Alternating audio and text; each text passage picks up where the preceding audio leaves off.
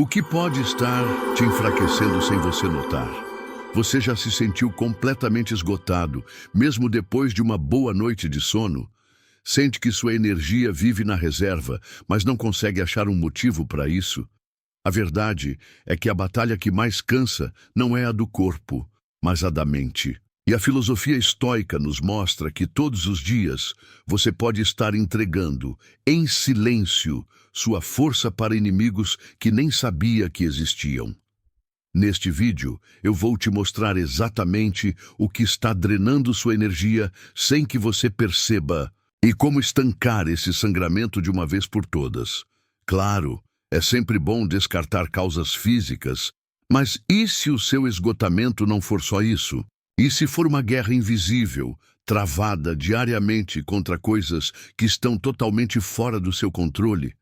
É aquele cansaço que não aparece em exames médicos, mas que corrói a alma.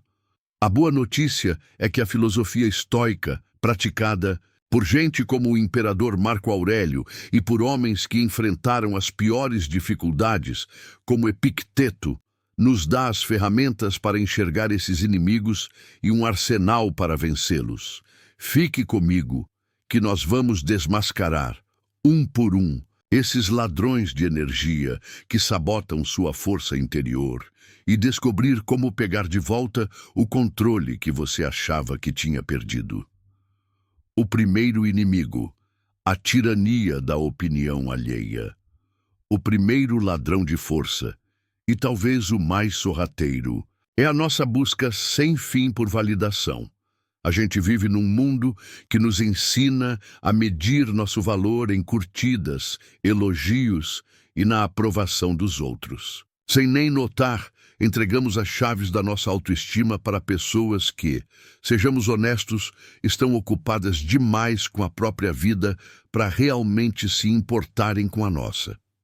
Toda vez que você muda quem você é, cala sua opinião ou fica ansioso esperando a reação de alguém, você está se enfraquecendo, você vira um reflexo, em vez de ser a fonte da sua própria luz. Os estoicos já diziam que depender da opinião dos outros nos deixa frágeis. Seu bem-estar fica amarrado a algo que você não controla, o que os outros pensam. Epicteto, que foi escravo antes de se tornar um filósofo respeitado, dizia que nosso sofrimento começa quando damos importância demais a coisas que não podemos controlar. E a opinião de outra pessoa é o exemplo perfeito disso. A solução estoica não é virar uma pessoa arrogante ou fria, mas sim cultivar um placar interno de respeito próprio. Em vez de se perguntar, o que vão pensar de mim? A pergunta certa: eu agi de acordo com meus valores, fui honesto, dei o meu melhor. Quando seu valor vem de dentro, a aprovação dos outros vira um bônus, não uma necessidade. Você para de gastar energia tentando agradar uma plateia invisível e começa a usar essa força para construir uma vida autêntica. A força de verdade está em focar no que você pode controlar, suas ações e suas escolhas, e manter a paz, não importa o que os outros façam ou pensem. O segundo inimigo, o hábito corrosivo da reclamação. Pensa aí, qual foi a última vez que você reclamou? Do trânsito, do tempo, do seu chefe, da política. Reclamar parece algo inofensivo, quase um jeito de socializar, mas na verdade é um veneno que drena sua energia em câmera lenta. Os estoicos já nos alertavam que dar palco para pequenas irritações é uma armadilha que rouba nossa paz. Toda vez que você reclama, você está reforçando uma mentalidade de vítima. Você foca no problema, nunca na solução. Você se coloca numa posição passiva, como se o mundo estivesse contra você. E essa mentalidade é exaustiva. Sêneca, um dos grandes mestres estoicos, defendia que as coisas que acontecem são neutras. É o nosso julgamento sobre elas que causa a dor. A chuva não é ruim, é só chuva. Alguém te fechar no trânsito não é um ataque pessoal, é só alguém dirigindo mal. Como dizia Sêneca, as coisas não nos irritam, nós é que adicionamos irritação a elas. Somos nós que colocamos a camada de frustração e raiva, e é essa camada que consome nossa energia. A solução estoica é simples, mas transforma. Troque a reclamação pela ação ou pela aceitação. Se você pode fazer algo a respeito, a faça. Se não pode, aceite. Aceitar a situação como ela é libera uma quantidade enorme de energia mental que antes era gasta numa resistência inútil.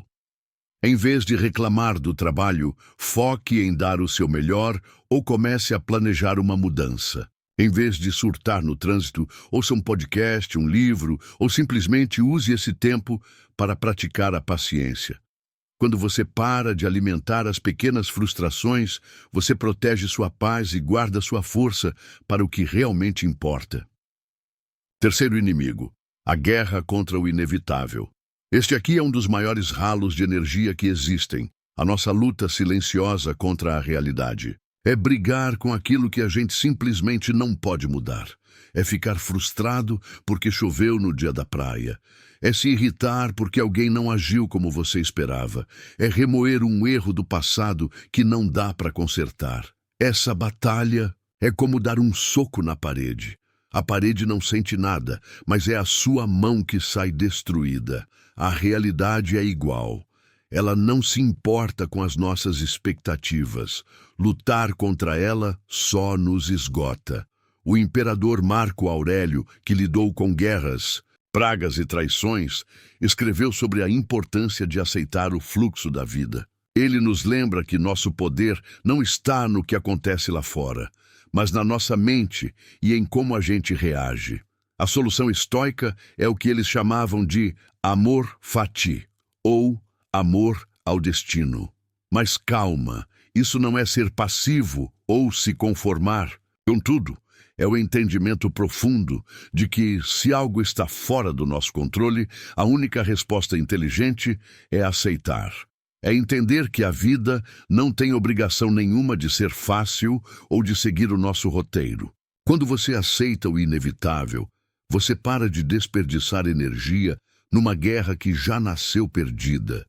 Você libera essa força para focar no que você pode controlar, suas atitudes e seu próximo passo. Como dizia Marco Aurélio, você tem poder sobre sua mente, não sobre os acontecimentos.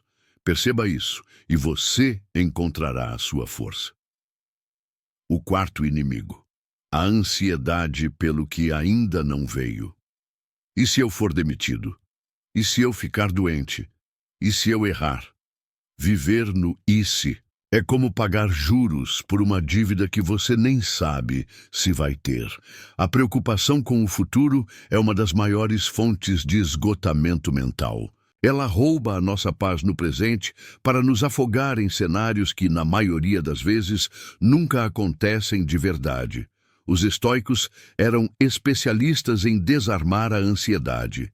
Sêneca dizia que sofremos mais na imaginação do que na realidade. Essa frase é um diagnóstico perfeito do que a ansiedade faz. Ela nos enfraquece agora, nos preparando para batalhas que só existem na nossa cabeça.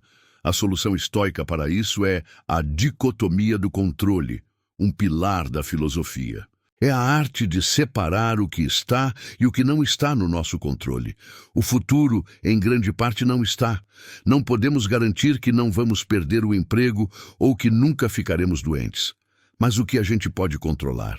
Nossos esforços hoje. Podemos ser profissionais melhores, cuidar da nossa saúde, guardar dinheiro. A energia gasta se preocupando com o resultado final é desperdício. A energia investida no processo, nas ações de agora, é o que, de fato, constrói um futuro melhor. Marco Aurélio dizia que o único tempo que temos é o instante presente. Ao focar sua energia no agora, na única coisa que você realmente possui, a ansiedade perde a força. Você para de lutar com fantasmas e começa a construir uma base sólida para a sua vida. O quinto inimigo. O adiamento da vida, procrastinação. Você sabe o que precisa fazer. Sabe que aquela tarefa é importante, mas mesmo assim deixa para depois. Esse inimigo silencioso é a procrastinação, e para os estoicos isso é mais do que preguiça. Eles chamavam de acrasia, a fraqueza da vontade. Acrasia é o conflito entre a sua razão, que sabe o que é certo, e seu desejo por conforto imediato. Cada vez que você escolhe o conforto de adiar algo, você está, na prática, treinando sua mente para ser fraca. Você está cedendo a impulsos e deixando que distrações dominem suas ações. Essa briga interna é exaustiva. A energia que você gasta evitando a tarefa, se sentindo culpado e pensando nela, é muito maior do que a energia para simplesmente ir lá e fazer.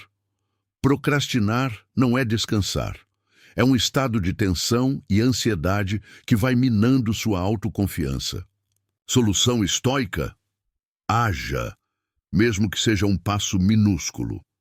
Marco Aurélio lembrava a si mesmo toda manhã: preciso ir trabalhar como um ser humano. Por que reclamar se estou indo fazer aquilo para o qual fui criado? Ele sabia que a ação é o antídoto para o desespero. Não espere a motivação chegar. A motivação segue a ação, e não o contrário. Quebre a tarefa em partes ridículas. Quer escrever um livro? Escreva um parágrafo hoje. Quer se exercitar? Faça 5 flexões agora. O objetivo é vencer a inércia. Ao dar o primeiro passo, por menor que seja, você reafirma seu controle e quebra o feitiço da procrastinação.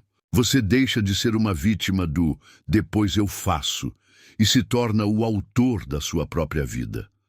A verdadeira força não vem da ausência de problemas, mas da sabedoria de escolher quais batalhas valem a pena lutar.